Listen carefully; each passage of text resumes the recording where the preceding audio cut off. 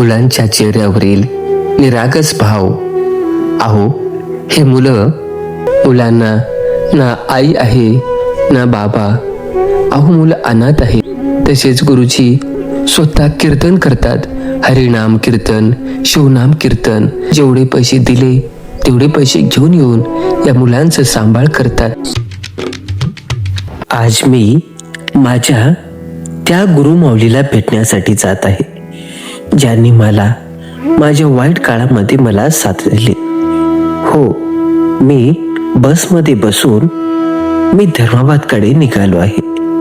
जात असताना वाटेमध्ये नदी लागतं. हे आहे बंधारा, बाबळी बंधारा. पुढे बाबळे गाव लागतं. गावातील घरे, मंदिरे, परिस्थिती बेताची होती. मी LBS कॉलेजमध्ये BA ॲडमिशन केलं. कॉलेज करीत असताना त्यासाठी सोबत एक व्यवसाय सुद्धा करायचो. आईस्क्रीम विकत उदरनिर्वाह करायचं. मग मला राहण्यासाठी व्यवस्था कुठे होत नव्हती.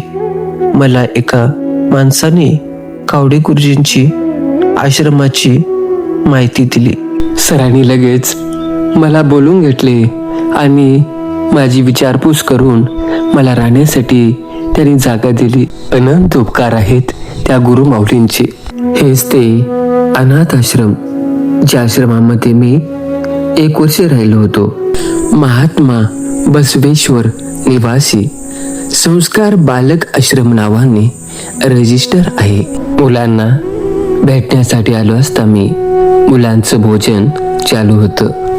20 वर्षापासून आश्रम चालवतात गुरुजी.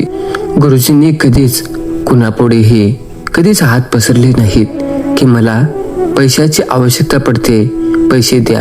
हे आश्रम पहिला सेकंड गेटकडे होतं, परंतु तिथं पाण्याची अव्यवस्था होत असल्यामुळे गुरुजींनी हे आश्रम आता रत्नागिरीच्या जवळ सेकंड गेटकडे जाणाऱ्या वाटेवरती आश्रमाचं काम चालू केले आहेत.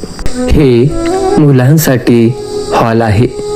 या भिंतीच्या कडाने आपापली पेटी ठेवून खाली मुलं आरामात राहू शकतात.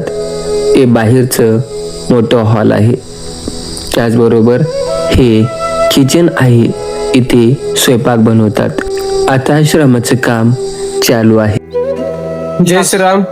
आपण आलो होतो आज धर्माबाद मध्ये कावडे गुरुजी हसनाळीकर यांच्या अनाथ आश्रम तसेच गोशाळा आहे. 20 वर्षापासून चालत आलेलं हे अनाथ आश्रम आहे. अनाथ आश्रम पहिल्यांदा सेकंड गेटच्या जवळ होतं. काही कारणास्तव तिथल्या बदलल्यामुळं ही आश्रमशाळा अनाथ आश्रम इकडं रत्नाच्या जवळ आलेलं आहे. त्यामुळे आता इथं काम चालू आहे. मुलांच्या राहण्याची व्यवस्था, त्यांचं खूप काम आता चालू आहे. म्हणजे खाली गिलावा करणं, शेड मारणं, ते सध्या आता बाहेर शिजून खाणं वगैरे आहे. हे दादा बारडचे आहेत. त्यांनी म्हटले, गुरुजी आपली पण सेवा आश्रमासाठी लागू द्या, म्हणून त्यांनी पण आश्रमासाठी सेवा देत आहेत. गुरुजी मुलांकडून 1 रुपये घेत नाहीत. अहो, कसे घेतील? मुलांना ना आई आहे ना बाबा. अहो, मुलं अनाथ आहेत. त्या अनाथ मुलांचं पालन पोषण करणं हे त्यांनी त्यांचं परम कर्तव्य समजले आहेत. अहो, गुरुजी स्वतः करखेरीच्या जिल्हा प्राथमिक शाळेमध्ये स्वतः मुख्याध्यापक आहेत. तसेच गुरुजी स्वतः कीर्तन करतात. हरिनाम कीर्तन, शिवनाम कीर्तन असे दोन्ही प्रकारचे कीर्तन करून त्या कीर्तनामधून सुद्धा स्वतः पैसे मागत नाहीत. जेवढे पैसे दिले तेवढे पैसे घेऊन येऊन या मुलांचं सांभाळ करतात. ज्या प्रकारे अनाथांची माय म्हणून सिंधुताई सपकाळ यांना ओळखलं जातं, त्याचप्रमाणे कावडे गुरुजी सुद्धा रस्त्यावरती कोणते मुलं भीक मागत असतील, गरीब अनाथ मुलं, तर त्यांना आपल्या आश्रमात आणतात. त्यांच्या पूर्ण राहण्याची, खाण्याची सोय करतात. अहो, मुलांना काय लागत नाही हो. मुलांना राहण्यासाठी घर लागतं, घालण्यासाठी कपडे लागतात, शाळेत जाण्यासाठी वह्या पुस्तकं लागतात. पूर्ण त्यांचं संपूर्ण खर्च स्वतः कावडे गुरुजी उचलत असतात. अहो, गुरुजींना पण आहे ना, घर आहे, संसार आहे, त्यांनाही 3 मुलं आहेत. मग त्यांचं संपूर्ण घर चालवत एवढ्या मुलांना चालवणं म्हणजे सोपं नाही. आपल्या घरी 2 मुलं असतात, त्यांच्या शिक्षणाचं खर्च उचलता आपण थकून जातो. परंतु हे गुरुमाऊली पूर्ण 20 मुलांचं सांभाळ स्वतः करीत असतात.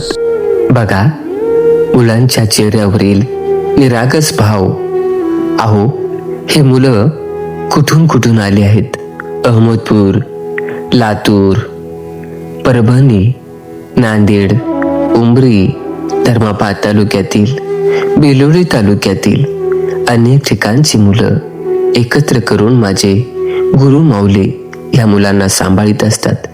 अहो, गुरुजी नाही कोणत्या सोशल मीडियाचा वापर करतात, नाही कोणत्या सोशल मीडियावरती आहेत, ना कुठला दिखावा, ना कुठला आरडाओरड.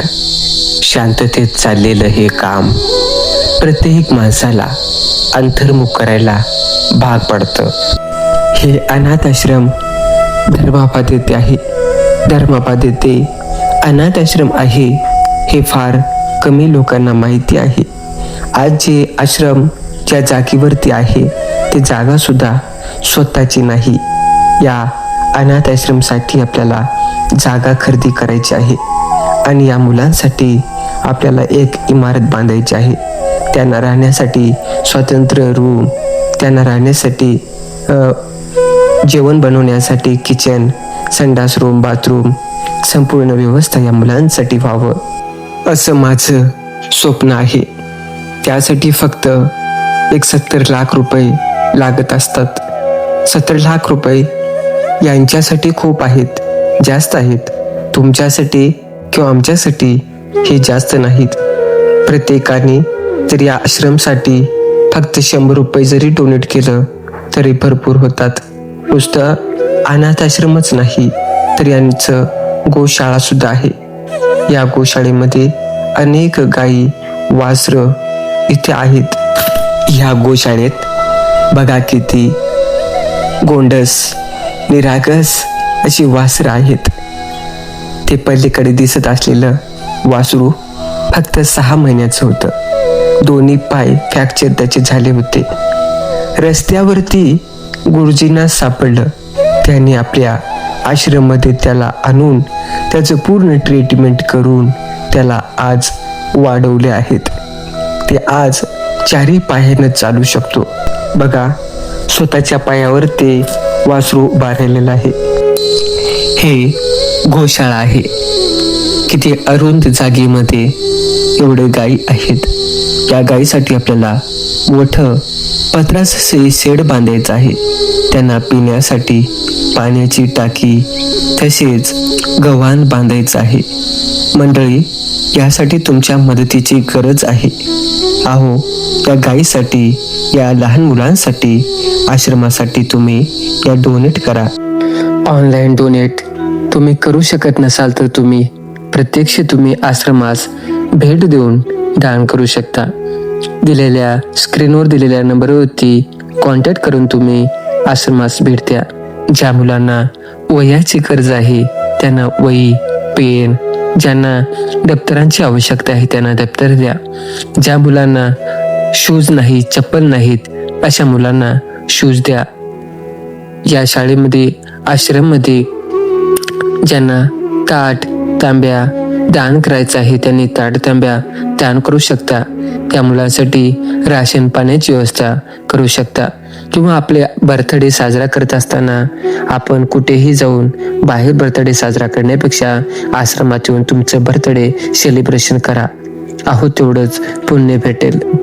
सायंकाळी गुरुजी स्वतः या गायीला बाहेर आणून बांधतात आणि त्यांना स्वतः चारा पाणी स्वतः करीत असतात. जर कुण्या दानशूर व्यक्तीपर्यंत जर हा व्हिडिओ पोहोचला असेल तर त्याने गोमातेसाठी चाऱ्याची दान करावं. जर तुमच्याने दान करणं होत नसेल तर या व्हिडिओला इतकं शेअर करा की एका दानशूर व्यक्तीपर्यंत हा व्हिडिओ पोहोचला पाहिजे. व्हिडिओला लाईक करा, कमेंट करा आणि शेअर करा. असेच ब्लॉग पाहण्यासाठी माझ्या चॅनलला सबस्क्राईब करा. धन्यवाद.